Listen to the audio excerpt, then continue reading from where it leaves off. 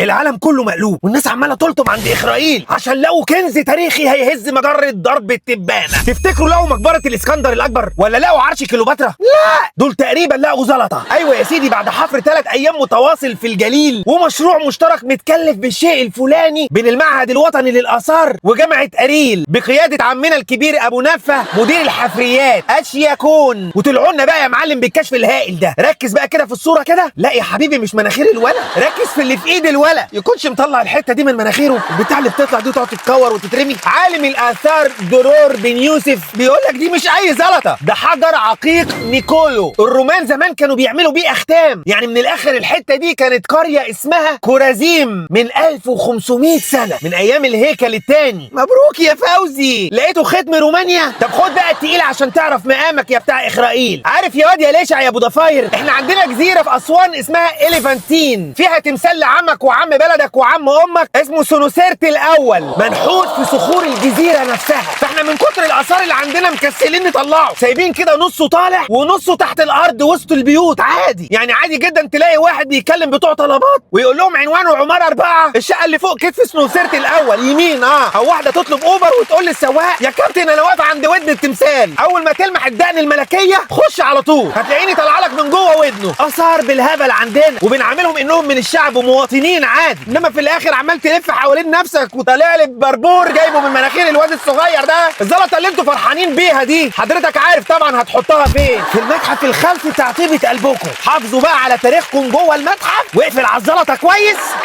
وشيروها له.